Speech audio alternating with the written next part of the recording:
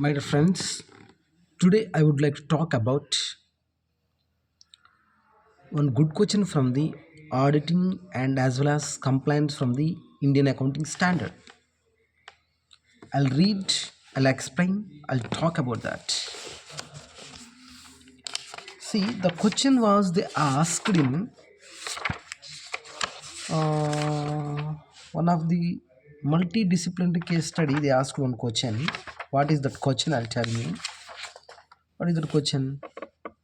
Summarize the material misstatement, if any, on the management prepared financial statements which could impact the true and fair view of the financial statement. Please provide the basis for your assessment.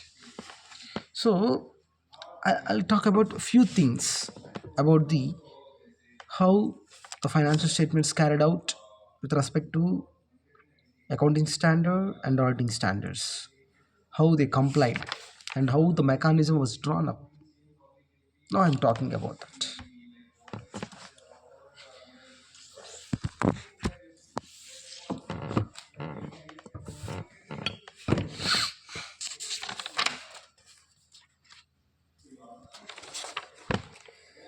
Material misstatement on the management prepared financial statement which could impact true and fair view of the financial statements are, for example, no physical verification of the assets was carried out during the year ended, then it has to be done. Final verification, sorry, sorry, sorry, the verification supposed to be done. Otherwise, auditor supposed to be notify that in the audit report, and he may issue qualified report. So, in accordance parlance, if no physical verification of the assets carried out during the year ended 31st March 2023-24, there are some discrepancies which are notified only on physical verification of assets. So, discrepancies could remain unnoticed in the financial statements for want of the physical verification of the assets. Pending accounting penal interest 0.23 lakhs on the default repayment of the loan 2 quarters from Chevy Case Bank may lead to the material misstatement impact the true and fair view of the financial statement. For example, any outstanding payments is there which was due by the quarters and not done payment. It was depend upon the materiality, the value of the financial statement, whether need to be reported or not. Next thing, difference between TDS as per books and TDS as per 26 years may lead to the material misstatement. There is overstatement of the revenue by rupees 14.5 lakhs. There is no valid explanation available for the difference amount. So, where there are financial statements, your 26 years as per 26 years and as per TDS, your books of accounts receivable, both should match. This is one of the compliance criteria when for the year ended. And then if you go by accounting standard 2, a deferred tax assets are recognized and carried forward only to the extent that there is a reasonable certainty and that sufficient future taxable income will be available against which such deferred tax assets can be realized, where deferred tax asset is recognized against the unabsorbed depreciation or carry forward of losses under tax law. It is recognized only to the extent that there is a virtual certainty supported by the convincing evidence sufficient future taxable income will be available against which such deferred tax assets can be realized. Understood? In the present case, though management has informed that market conditions will be improved and company would be totally profitable in the next 3 years, but as per the CEO of the company, there is no firm of contracts projects that are available on the hand of demonstrate as per the facts given in the virtual certainty lacking in view of accounting standard 22.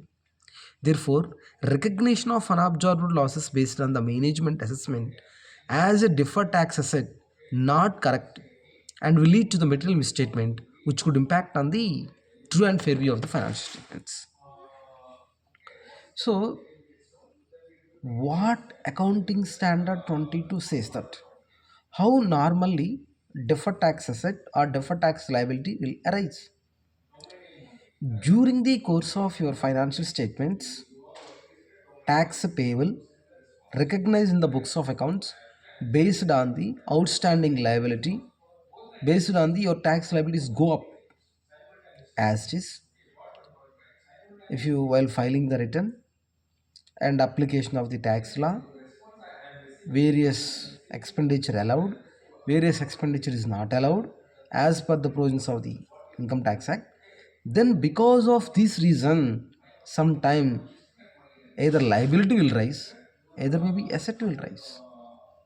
When liability will rise? When your tax liability is more, your tax liability is more, whereas you made a provision and TDS plus TCS and self-assessment, all these together come down. This case, deferred tax liability will create in such a way where your tax payable is higher, whereas your tax liability, actual liability come down. During such time, in your books of accounts, asset may create. Why? You made a provision more. Sufficient 26 says credit is there, TCS is there, self-assessment tax is there. Whereas you go application of the provision of law, the liability was come down. So such a case. Hence, it should be virtual, convincing model. There should be a sufficient evidence maybe that there is going to be income coming. In such a case only, you can assert accounting standard 22. Otherwise, you can't blindly apply that. That's what management has to look onto that. Next, in the present case, they cannot overlook by this and straight of application and based on just unabsorbed losses, management assertion deferred taxes is not correct. Otherwise, it will lead to material misstatement, which could impact on the fair and true of the financial statements. This one. Next, the company followed the method of providing depreciation as per section 123 of the Companies Act 2013 using the useful lives prescribed as per schedule 2 of the Companies Act 2013 is correct. However, they have provided depreciation using the rates stipulated for continuous process plant is not correct. As per schedule 2, computers does not fall under the continuous process of the plant category. Further, computers are included in the NESD in part 2, schedule 2, which is category in the assets in respect to which the no extra shift depreciation is permitted. Computers and computer peripherals, extra depreciation will not available.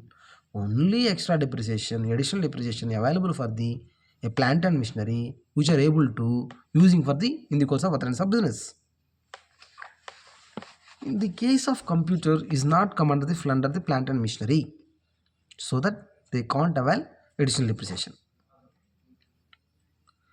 So therefore, though computers are used 24 hours, is a triple shift, but no extra shift depreciation is permitted on the same. In the instant case, company has provided shift depreciation is permitted on the same. In the instant case, the company has provided depreciation on computers which are used during all three shifts using the rates stipulated continuous process. Plant as per accounting policy is incorrect. So, and it would be misleading the resulting of the material misstatement. Okay. And then if I go for accounting standard 29, a provision is a liability which can measure only using substantial degree of estimation. Further, a provision should be recognized when an enterprise has present obligation as a result as a past event, improbable that an outflow of the resources embodied economic benefit will be required to settle the obligation. A reliable estimate can be made of the amount of the obligation in the instant case. A star limited, a star limited should made a provision for 250 lakhs for a legal notice served by Right International Incorporation patent infringement, claiming because as per legal opinion possibility of cash outflow more than not under the existing legal framework. Therefore, non-provision of rupees 250 lakhs may lead to material misstatement and impact true and fair view of the financial statements. That's true. In pursuant of the provisions of Section 124, subsection 5 of the Companies Act 2013, dividend which remains unpaid or unclaimed for a period of the 7 years from the date it is a transfer unpaid dividend account is required to be transferred by the company to Investor Education Protection Fund established by the central government under the provisions of Section 125 of the Companies Act 2013. The details of the unpaid dividend account should also be disclosed in accordance with the provisions of the Companies Act 2013. Rising Star Limited should also transfer 38 lakhs rupees, which is unclaimed dividend, are pertaining to the period of beyond 7 years, which should be transferred to EPPF, right EPF, and write back of unclaimed dividend to statement of the profit and loss account. Other income is not correct. In view of the provisions of the Companies Act 2013, therefore, financial statement will lead to the material misstatement and not present true and fair view. Accounting Standard 11, exchange differences on such contract should be recognized in the statement of the profit and loss account. The reporting period in which the exchange rates change any profit or loss arising on cancellation of the renewal of such forward exchange contract should be recognized as income or expense for the period. Those non-accounting of mark to market loss of rupee 13.74 lakhs, the outstanding contracts pertaining to the highly probable transaction during the year will be overstated. The revenue which will be the leading to the material misstatement and not present true and fair view.